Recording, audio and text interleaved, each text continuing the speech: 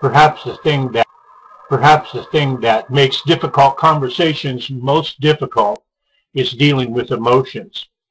Today, I'm just going to talk about dealing with the emotions of your conversational partner. What do you do when someone with whom you're having a conversation becomes emotional? Well, the first thing you can do is to prepare for that event. You should think about your difficult conversation and not just butt into it when the subject comes up. If you know that there's a problem with a coworker, with your boss, your spouse, a friend, whoever it is, you need to think about how you're going to conduct your conversation when you deal with that problem. And one thing you can do is to anticipate the emotional reaction and prepare for it. So what happens when someone becomes emotional, and how do you deal with that emotion? The first thing that's important is to recognize when someone is becoming emotional. Now, not everyone who is becoming angry, for example, will look like this particular gentleman. As a matter of fact, this gentleman is probably not angry at all. He's an actor, and I snapped this picture of him at the Kansas City Renaissance Festival several years ago. But the first thing to do is to recognize emotion. Now, someone who is angry may not look, as I said, like this gentleman.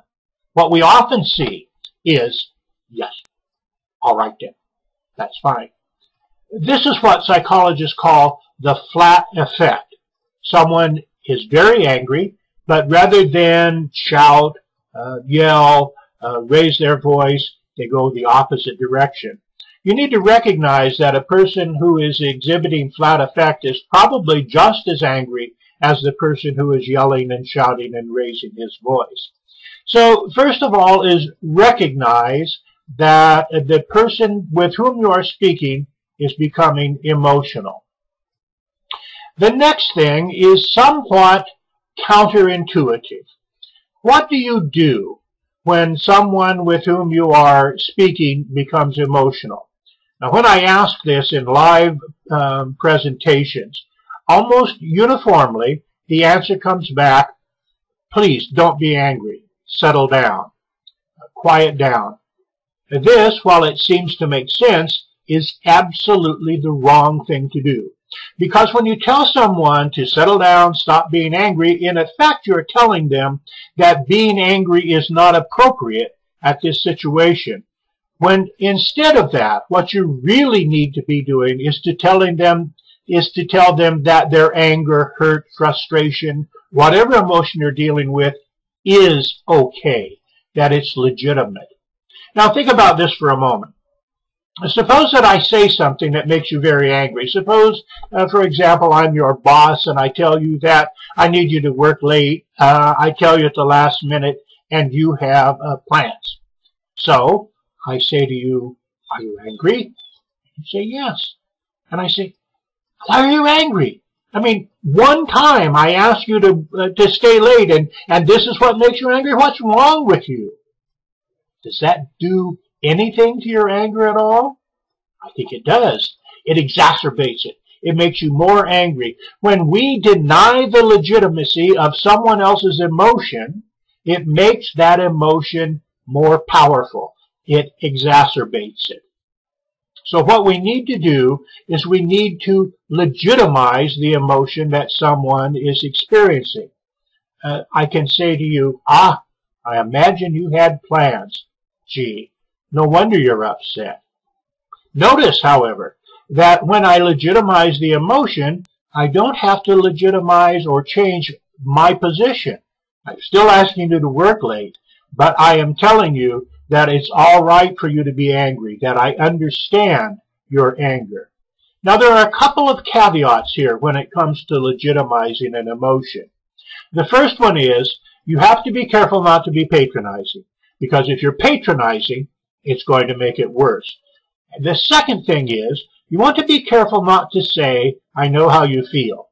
Now, I learned this lesson from a student in a certified public manager class. And I used to say, you can say, I know how you feel. He raised his hand and said, oh no, Marvin, you don't want to say, I know how you feel.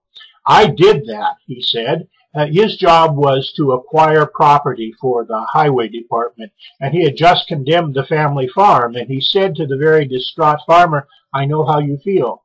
And the farmer said, "How dare you say you know how I feel? You can't know how I feel." Indeed, that's true.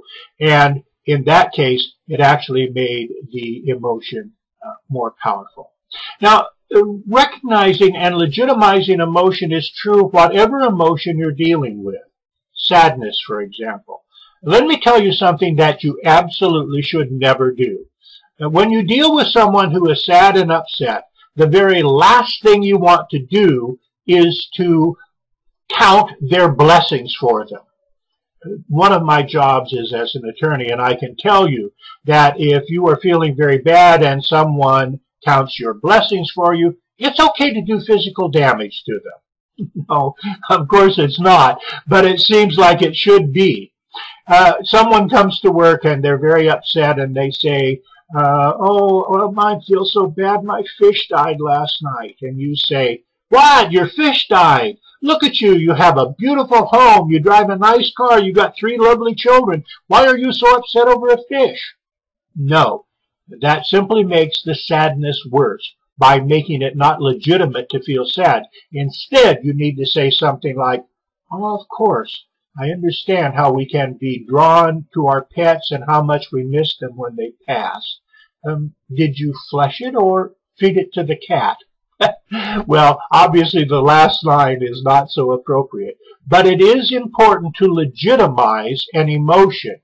When someone becomes angry, rather than seeming to do what makes sense and tell them to settle down, don't be angry, it makes more sense and it will work better if you legitimize that emotion. Tell them that it's all right. Dealing with emotions.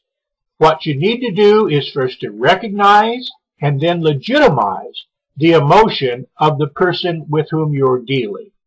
I hope this has been useful to you. I will be back with other hints and tips farther along the line. Thank you.